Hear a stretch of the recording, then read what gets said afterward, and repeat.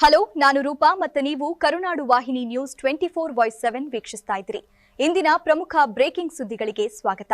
ಕಾವೇರಿ ನೀರು ವಿವಾದ ಮತ್ತೆ ತೀವ್ರಗೊಂಡಿದೆ. ತಮಿಳುನಾಡಿಗೆ ಪ್ರತಿದಿನ 12,000 ಕ್ಯೂಸೆಕ್ ನೀರನ್ನು 15 ದಿನಗಳ ಕಾಲ ಬಿಡುಗಡೆ ಮಾಡುವಂತೆ ಸಿಡಬ್ಲ್ಯೂಆರ್ಸಿ ನಿರ್ದೇಶನ ನೀಡಿದೆ. ಕಾವೇರಿ ನೀರು ಹಂಚಿಕೆ ವಿಚಾರದಲ್ಲಿ ರಾಜ್ಯದ ಹಿತ ಕಾಪಾಡಲು ಕಾನೂನು ಹೋರಾಟ ಮತ್ತು ರಾಜಕೀಯ ಚರ್ಚೆಗಳು ಮುಂದುವರಿದಿವೆ. ಕಾವೇರಿ ನೀರು ಹಂಚಿಕೆ ಸಂಬಂಧಿತ ಪ್ರಕರಣದ ವಿಚಾರಣೆ ಸುಪ್ರೀಂಕೋರ್ಟ್ನಲ್ಲಿ ಆಗಸ್ಟ್ 13ರಂದು ನಡೆಯಲಿದೆ. ಕಾವೇರಿ ವಿಚಾರದಲ್ಲಿ ರಾಜ್ಯದಲ್ಲಿ ಆಕ್ರೋಶ ತೀವ್ರಗೊಂಡಿದೆ. ಕಾವೇರಿ ನೀರು ಬಿಡುಗಡೆ ಆದೇಶದ ಹಿನ್ನೆಲೆಯಲ್ಲಿ ಕನ್ನಡಪರ ಸಂಘಟನೆಗಳು ಮತ್ತು ರೈತ ಸಂಘಟನೆಗಳು ವಿರೋಧ ವ್ಯಕ್ತಪಡಿಸಿದ್ದಾರೆ. ಆಗಸ್ಟ್ 13ರ ಕರ್ನಾಟಕ ಬಂದ್ಗೆ ಕನ್ನಡಪರ ಸಂಘಟನೆಗಳು ಸಿದ್ಧತೆ ನಡೆಸಿದ್ದು, ಕಾವೇರಿ ನೀರು ಬಿಡುಗಡೆ ವಿರೋಧಿಸಿ ರಾಜ್ಯಾದ್ಯಂತ ಬಂದ್ಗೆ ಕರೆ ನೀಡಿರುವ ಹಿನ್ನೆಲೆಯಲ್ಲಿ ರಾಜಕೀಯ ಹಾಗೂ ಸಂಘಟನೆಗಳ ಚಟುವಟಿಕೆ ಚುರುಕಾಗಿದೆ. ಶಾಲೆ ಬಂದ್ ನಿರ್ಧಾರದಲ್ಲಿ ಬದಲಾವಣೆಯಾಗಿದ್ದು, ಕಾವೇರಿ ಬಂದ್ಗೆ ಬೆಂಬಲವಾಗಿ ಶಾಲೆಗಳನ್ನು ಮುಚ್ಚುವ ಹಿಂದಿನ ಕರೆಯನ್ನು ಕ್ಯಾಮ್ಸ್ ಹಿಂಪಡೆದಿದ್ದು, ಶಾಲೆಗಳನ್ನು ತೆರೆಯಲು ಸೂಚಿಸಿದೆ. ಶಾಲೆಗಳಲ್ಲಿ ಕಾವೇರಿ ನೀರಿನ ವಿಚಾರದ ಬಗ್ಗೆ ವಿದ್ಯಾರ್ಥಿಗಳಲ್ಲಿ ಜಾಗೃತಿ ಮೂಡಿಸಲು ಶಿಕ್ಷಕರು ಮತ್ತು ವಿದ್ಯಾರ್ಥಿಗಳು ಕಪ್ಪುಪಟ್ಟಿ ಧರಿಸುವಂತೆ ಕ್ಯಾಮ್ಸ್ ಸಲಹೆ ನೀಡಿದೆ. ಬಿಡದಿ ಟೌನ್ಶಿಪ್ ವಿರೋಧಿಸಿ ಜೆಡಿಎಸ್ನಿಂದ ಹೋರಾಟ ಮುಂದುವರೆದಿದೆ. ಬೆಂಗಳೂರು ನಗರ ಪ್ರವೇಶದ ಬಳಿ ಪೊಲೀಸರು ಪಾದಯಾತ್ರೆಯನ್ನು ತಡೆದ ಹಿನ್ನೆಲೆಯಲ್ಲಿ ಪ್ರತಿಭಟನೆಯನ್ನು ಫ್ರೀಡಂ ಪಾರ್ಕ್ಗೆ ಸ್ಥಳಾಂತರಿಸಲಾಗಿದೆ. ಬಿಡದಿ ಯೋಜನೆ ವಿರುದ್ಧ ಹೋರಾಟ ತೀವ್ರಗೊಂಡಿದ್ದು, ಟೌನ್ಶಿಪ್ ಯೋಜನೆ ವಿರೋಧಿಸಿ ಜೆಡಿಎಸ್ ಪ್ರತಿಭಟನೆ ಮುಂದುವರಿಸಿದೆ. ಮಳೆ ಮುಂದುವರಿಯುವ ಮುನ್ಸೂಚನೆಯಿದ್ದು, ಆಗಸ್ಟ್ 11ರಿಂದ 16ರವರೆಗೆ ದೇಶದ ಹಲವು ಭಾಗಗಳಲ್ಲಿ ಮುಂಗಾರು ಚಟುವಟಿಕೆ ತೀವ್ರವಾಗುವ ಸಾಧ್ಯತೆಯಿದೆ. ಕರ್ನಾಟಕದಲ್ಲೂ ಮಳೆಯ ಮುನ್ಸೂಚನೆಯಿದೆ. ಕರ್ನಾಟಕದ ಹಲವು ಜಿಲ್ಲೆಗಳಲ್ಲಿ ಮಳೆಯ ಸಾಧ್ಯತೆಯಿದೆ. ಐಎಂಡಿ ಮುನ್ಸೂಚನೆಯ ಪ್ರಕಾರ ದಕ್ಷಿಣ ಒಳನಾಡಿನ ಹಲವು ಜಿಲ್ಲೆಗಳಲ್ಲಿ ಹಗುರದಿಂದ ಸಾಧಾರಣ ಮಳೆಯ ನಿರೀಕ್ಷೆಯಿದೆ. ಬೆಂಗಳೂರಿನಲ್ಲಿ ಆಹಾರ ಸುರಕ್ಷತಾ ತಪಾಸಣೆ ಚುರುಕುಗೊಂಡಿರುತ್ತದೆ. ವಿವಿಧ ಆಹಾರ ಮಳಿಗೆಗಳಲ್ಲಿ ತಪಾಸಣೆ ನಡೆಸಲಾಗಿದ್ದು, 1089 ಕೆಜಿ ಆಹಾರ ವಶಪಡಿಸಿಕೊಳ್ಳಲಾಗಿದೆ. ಇಂದಿರಾ ಕ್ಯಾಂಟೀನ್ಗಳಿಗೂ ನೋಟಿಸ್ ನೀಡಲಾಗಿದೆ. ಬೆಂಗಳೂರಿನ ಕೆಲವು ಇಂದಿರಾ ಕ್ಯಾಂಟೀನ್ಗಳಲ್ಲಿ ಸ್ವಚ್ಛತೆ ಮತ್ತು ಆಹಾರ ಗುಣಮಟ್ಟದ ಕುರಿತು ಅಧಿಕಾರಿಗಳು ಕ್ರಮ ಕೈಗೊಂಡಿದ್ದಾರೆ. ಬೆಂಗಳೂರು ಮೆಟ್ರೋ ಯೋಜನೆಗೆ ಸಿಎಜಿ ಆಕ್ಷೇಪ ವ್ಯಕ್ತಪಡಿಸಿದೆ. 1 ಮತ್ತು 2ನೇ ಹಂತದ ಕಾಮಗಾರಿಗಳಲ್ಲಿ ಭೂಸ್ವಾಧೀನ ಸೇರಿದಂತೆ ಹಲವು ಲೋಪಗಳನ್ನು ಸಿಎಜಿ ವರದಿಯಲ್ಲಿ ಉಲ್ಲೇಖಿಸಿದೆ. ಮೆಟ್ರೋ ಡಬಲ್ ಡೆಕ್ಕರ್ ಯೋಜನೆ ಬದಲಾವಣೆ ಸಾಧ್ಯತೆಯಿದೆ. 37 ಕಿಲೋಮೀಟರ್ ಉದ್ದದ ಯೋಜನೆಯನ್ನು ಪ್ರಮುಖ ಜಂಕ್ಷನ್ಗಳನ್ನು ಒಳಗೊಂಡ ಸುಮಾರು 11 ಕಿಲೋಮೀಟರ್ಗೆ ಸೀಮಿತಗೊಳಿಸುವ ಕುರಿತು ಪರಿಶೀಲನೆ ನಡೆದಿದೆ. ಆಪ್ ಆಟೋ ಮತ್ತು ಕ್ಯಾಬ್ ದರದಲ್ಲಿ ಏರಿಕೆ ಆರೋಪ ಕೇಳಿ ಬಂದಿದೆ. ಮಳೆ ಮತ್ತು ಟ್ರಾಫಿಕ್ ಸಮಯದಲ್ಲಿ ಆಪ್ ಆಧಾರಿತ ವಾಹನಗಳ ದರ ಹೆಚ್ಚಳದ ಬಗ್ಗೆ ಬೆಂಗಳೂರಿಗರಿಂದ ಅಸಮಾಧಾನ ವ್ಯಕ್ತವಾಗಿದೆ. ಬೆಂಗಳೂರಿನಲ್ಲಿ ನಿರ್ಮಾಣ ಸಾಮಗ್ರಿಗಳಾದ ಜಲ್ಲಿ ಎಂಸ್ಯಾಂಡ್ ಬೆಲೆ ಏರಿಕೆಯಿಂದ ಕಟ್ಟಡ ಕಾಮಗಾರಿಗಳ ಮೇಲೆ ಪರಿಣಾಮ ಬೀರುತ್ತಿದೆ. ಬೆಂಗಳೂರು ಅಭಿವೃದ್ಧಿ ಕಾಮಗಾರಿಗಳಿಗೆ ಹೊಡೆತ ಬಿದ್ದಿದೆ. ನಿರ್ಮಾಣ ಸಾಮಗ್ರಿಗಳ ಬೆಲೆ ಹೆಚ್ಚಳದಿಂದ ಕೆಲವು ಕಾಮಗಾರಿಗಳು ಸ್ಥಗಿತಗೊಂಡಿರುವ ವರದಿಯಾಗಿದೆ. ಪ್ರಕಾಶ್ ರಾಜ್ ಮತದಾರರ ಪಟ್ಟಿಗೆ ಸಂಬಂಧಿಸಿದಂತೆ ಆರೋಪ ಮಾಡಿದ್ದಾರೆ. ಎಸ್ಐಆರ್ ಪ್ರಕ್ರಿಯೆ ನಡುವೆ ತಮ್ಮ ಹೆಸರು ಮತದಾರರ ಪಟ್ಟಿಯಿಂದ ತೆಗೆದುಹಾಕಲಾಗಿದೆ ಎಂದು ನಟ ಪ್ರಕಾಶ್ ರಾಜ್ ಆರೋಪಿಸಿದ್ದಾರೆ. ಕರ್ನಾಟಕದಲ್ಲಿ ಎಸ್ಐಆರ್ ಕುರಿತು ಚರ್ಚೆ ಮುಂದುವರಿದಿದ್ದು, ಮತದಾರರ ಪಟ್ಟಿಯ ವಿಶೇಷ ಪರಿಷ್ಕರಣೆ ಹಿನ್ನೆಲೆಯಲ್ಲಿ ಬೆಂಗಳೂರಿನ ಬೆಳವಣಿಗೆಗಳ ಬಗ್ಗೆ ಗಮನ ಸೆಳೆಯಲಾಗಿದೆ. ಕರ್ನಾಟಕದಲ್ಲಿ ಮಹಿಳಾ ಆರೋಗ್ಯಕ್ಕೆ ಹೊಸ ಯೋಜನೆ ರೂಪಿಸಲಾಗಿದೆ. ಮೆನೋಪಾಸ್ ಆರೈಕೆಗಾಗಿ 1 ವರ್ಷದ ವಿಶೇಷ ಫೆಲೋಶಿಪ್ ಆರಂಭಿಸಲು ರಾಜ್ಯ ಸರ್ಕಾರ ಮುಂದಾಗಿದೆ.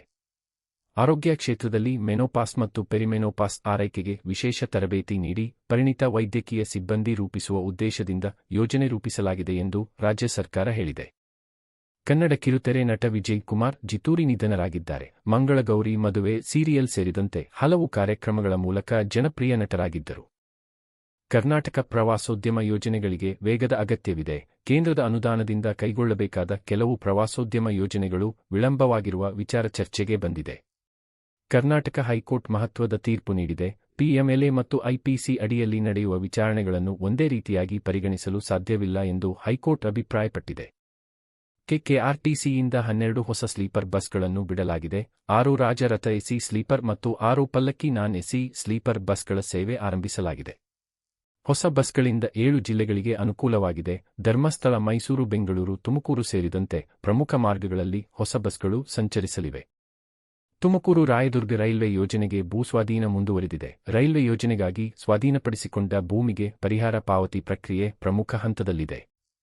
ತುಮಕೂರು ದಾವಣಗೆರೆ ರೈಲ್ವೆ ಯೋಜನೆಗೆ ಪರಿಹಾರ ಪಾವತಿ ವಿಚಾರವಾಗಿ ಕೆಲವು ಪ್ರದೇಶಗಳ ಭೂಮಾಲೀಕರಿಗೆ ಪರಿಹಾರ ಪಾವತಿಸುವಂತೆ ಅಧಿಕಾರಿಗಳಿಗೆ ಸೂಚನೆ ನೀಡಲಾಗಿದೆ. ಬ್ರಹ್ಮಸಂದ್ರ, ಮುದಿಗೆರೆ ಕಾವಲ್ ಭಾಗಗಳಲ್ಲಿ ರೈಲ್ವೆ ಭೂಸ್ವಾಧೀನ ವಿಚಾರವಾಗಿ ಯೋಜನೆಗೆ ಸಂಬಂಧಿಸಿದ ಪರಿಹಾರ ಪಾವತಿ ಪ್ರಗತಿ ಗಮನ ಸೆಳೆದಿದೆ. ಕಳ್ಳಂಬೆಳ್ಳ ಮತ್ತು ಸಿಬಿ ಅಗ್ರಹಾರದಲ್ಲಿ ರೈಲ್ವೆ ಯೋಜನೆ ಪ್ರಗತಿಯಲ್ಲಿದೆ. ಭೂಸ್ವಾಧೀನ ಮತ್ತು ಪರಿಹಾರಕ್ಕೆ ಸಂಬಂಧಿಸಿದ ಕ್ರಮ ಮುಂದುವರಿದಿದೆ. ತುಮಕೂರು ಜಿಲ್ಲೆಯ ನಗರ ಸ್ಥಳೀಯ ಸಂಸ್ಥೆಗಳ ನೌಕರರ ಜ್ಯೇಷ್ಠತಾ ಪಟ್ಟಿ ಬಿಡುಗಡೆ. ದ್ವಿತೀಯ ದರ್ಜೆ ಸಹಾಯಕರು, ಕರವಸೂಲಿಗಾರರು ಮತ್ತು ವಿವಿಧ ಡಿ ದರ್ಜೆ ಹುದ್ದೆಗಳ ತಾತ್ಕಾಲಿಕ ಜ್ಯೇಷ್ಠತಾ ಪಟ್ಟಿ ಪ್ರಕಟಿಸಲಾಗಿದೆ. ತುಮಕೂರು ನ್ಯಾಯಾಲಯದಲ್ಲಿ ಈ ಕೋರ್ಟ್ ಸೇವೆಗಳ ಆಧುನೀಕರಣ ಮಾಡಲಾಗಿದೆ. ಈ ಕೋರ್ಟ್ ಸರ್ವಿಸ್ ಮೊಬೈಲ್ ಅಪ್ಲಿಕೇಶನ್ನ ಹೊಸ ಆವೃತ್ತಿಗೆ ಸಂಬಂಧಿಸಿದ ಸಾರ್ವಜನಿಕ ಪ್ರಕಟಣೆ ಹೊರಬಂದಿದೆ. ತುಮಕೂರು ಜಿಲ್ಲಾ ನ್ಯಾಯಾಲಯದಲ್ಲಿ ಸ್ಟೆನೋಗ್ರಾಫರ್ ಮತ್ತು ಟೈಪಿಸ್ಟ್ ಸೇರಿದಂತೆ 24 ಹುದ್ದೆಗಳ ನೇಮಕಾತಿ ಕುರಿತು ಮಾಹಿತಿ ಲಭ್ಯವಾಗಿದೆ. ಅರ್ಜಿ ಸಲ್ಲಿಕೆಯ ಕೊನೆಯ ದಿನಾಂಕ ಆಗಸ್ಟ್ 24 ಎಂದು ವರದಿಯಾಗಿದೆ. ತುಮಕೂರಿನಲ್ಲಿ ಅಪರಾಧ ಪ್ರಕರಣಗಳ ಮೇಲೆ ಪೊಲೀಸ್ ಇಲಾಖೆ ಹೆಚ್ಚಿನ ನಿಗಾ ವಹಿಸಿದೆ. ಜಿಲ್ಲೆಯ ವಿವಿಧ ಭಾಗಗಳಲ್ಲಿ ಅಪರಾಧ ಮತ್ತು ಕಾನೂನು ಸುವ್ಯವಸ್ಥೆ ಸಂಬಂಧಿತ ಬೆಳವಣಿಗೆಗಳ ಮೇಲೆ ಪೊಲೀಸರು ಗಮನ ಹರಿಸಿದ್ದಾರೆ. ತುಮಕೂರು ಜಿಲ್ಲೆಯಲ್ಲಿ ಇತ್ತೀಚಿನ ಪ್ರತಿಭಟನೆಗಳು ಮತ್ತು ಅಪರಾಧ ಪ್ರಕರಣಗಳ ಹಿನ್ನೆಲೆಯಲ್ಲಿ ಚಟುವಟಿಕೆಗಳ ಮೇಲೆ ಪೊಲೀಸ್ ಇಲಾಖೆಯ ಗಮನ ಹೆಚ್ಚಾಗಿದೆ. ತುಮಕೂರು ಜಿಲ್ಲೆಯಲ್ಲಿ ಭೀಕರ ರಸ್ತೆ ಅಪಘಾತ ಸಂಭವಿಸಿದೆ. ರಾಷ್ಟ್ರೀಯ ಹೆದ್ದಾರಿ 48ರಲ್ಲಿ ಸೊರೆಕುಂಟೆ ಬಳಿ ಬೊಲೆರೋ ವಾಹನ ಲಾರಿಗೆ ಡಿಕ್ಕಿಯಾಗಿ ಇಬ್ಬರು ಮೃತಪಟ್ಟಿದ್ದಾರೆ. ಎನ್ಎಚ್ 48ರಲ್ಲಿ ಅಪಘಾತದ ನಂತರ ಆತಂಕ ಹೆಚ್ಚಿಸಿದೆ. ಅಪಘಾತದ ಸ್ಥಳದಲ್ಲಿ ಪೊಲೀಸರು ಪರಿಶೀಲನೆ ನಡೆಸಿದ್ದು ಘಟನೆಯ ಕುರಿತು ತನಿಖೆ ಮುಂದುವರಿದಿದೆ. ತುಮಕೂರು ಜಿಲ್ಲೆಯಲ್ಲಿ ಮಳೆ ಕೊರತೆ ಬಗ್ಗೆ ಡಿಸಿಎಂ ಕಳವಳ ವ್ಯಕ್ತಪಡಿಸಿದ್ದಾರೆ. ಕರ್ನಾಟಕದಲ್ಲಿ ಸಮರ್ಪಕ ಮಳೆಯಾಗಿಲ್ಲ ಎಂದು ಡಿಸಿಎಂ ಹಾಗೂ ತುಮಕೂರು ಜಿಲ್ಲಾ ಉಸ್ತುವಾರಿ ಸಚಿವರಾದ ಡಾ ಜಿ ಪರಮೇಶ್ವರ್ ಹೇಳಿದ್ದಾರೆ. ಬರ ಪರಿಸ್ಥಿತಿ ಪರಿಶೀಲಿಸಿದ ಪರಮೇಶ್ವರ್ ಅವರು ಗ್ರಾಮಸ್ಥರ ಮನವಿಗಳನ್ನು ಆಲಿಸಿ ಸಮಸ್ಯೆಗಳಿಗೆ ಕ್ರಮ ಕೈಗೊಳ್ಳುವಂತೆ ಅಧಿಕಾರಿಗಳಿಗೆ ಸೂಚನೆ ನೀಡಿದ್ದಾರೆ. ಗ್ರಾಮಸ್ಥರ ಸಮಸ್ಯೆಗಳಿಗೆ ಸ್ಪಂದಿಸಿ ಬರ ಪರಿಸ್ಥಿತಿಯ ಹಿನ್ನೆಲೆಯಲ್ಲಿ ಸ್ಥಳೀಯರ ಮನವಿಗಳನ್ನು ಅಧಿಕಾರಿಗಳ ಗಮನಕ್ಕೆ ತೆಗೆದುಕೊಂಡು ಪರಿಹಾರ ಕ್ರಮಕ್ಕೆ ಸೂಚನೆ ನೀಡಲಾಗಿದೆ. ತುಮಕೂರು ಜಿಲ್ಲೆಯಲ್ಲಿ ಕಾವೇರಿ ವಿಚಾರದ ಬಿಸಿ ಹೆಚ್ಚಾಗಿದೆ. ತಮಿಳುನಾಡಿಗೆ ನೀರು ಹರಿಸುವುದನ್ನು ವಿರೋಧಿಸಿ ಕನ್ನಡಪರ ಸಂಘಟನೆಗಳ ಪ್ರತಿಭಟನೆ ಮುಂದುವರಿದಿದೆ. ಕಾವೇರಿ ನೀರು ಬಿಡುಗಡೆ ವಿರೋಧಿಸಿ ಹೋರಾಟ ಮುಂದುವರೆದಿದೆ. ಜಿಲ್ಲೆಯಲ್ಲೂ ಕಾವೇರಿ ನೀರಿನ ವಿಚಾರದ ಬಗ್ಗೆ ರೈತರು ಮತ್ತು ಕನ್ನಡಪರ ಸಂಘಟನೆಗಳು ಆಕ್ರೋಶ ಹೊರಹಾಕಿದ್ದಾರೆ.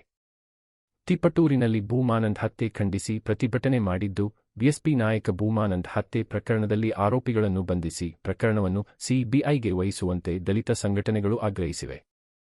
ತಿಪಟೂರಿನಲ್ಲಿ ಪ್ರತಿಭಟನೆ ತೀವ್ರಗೊಂಡಿದ್ದು, ಭೂಮಾನಂದ್ ಹತ್ಯೆ ಪ್ರಕರಣಕ್ಕೆ ಸಂಬಂಧಿಸಿದಂತೆ ನ್ಯಾಯಕ್ಕಾಗಿ ಸಂಘಟನೆಗಳು ಒತ್ತಾಯಿಸಿವೆ. ನಮ್ಮ ಚಾನೆಲ್ ಅನ್ನ ಈಗಲೇ ಸಬ್ಸ್ಕ್ರೈಬ್ ಮಾಡಿ, ಜೊತೆಗೆ ಬೆಲ್ ಐಕಾನ್ ಅನ್ನ ಕ್ಲಿಕ್ ಮಾಡಿ. ನಿಮ್ಮ ಒಂದು ಸಬ್ಸ್ಕ್ರೈಬ್ ನಮ್ಮನ್ನ ಇನ್ನಷ್ಟು ಉತ್ತಮ ಮತ್ತು ವಿಶ್ವಾಸಾರ್ಹ ಸುದ್ದಿಗಳನ್ನ ನಿಮ್ಮವರೆಗೆ ತಲುಪಿಸಲು ಪ್ರೇರೇಪಿಸುತ್ತದೆ.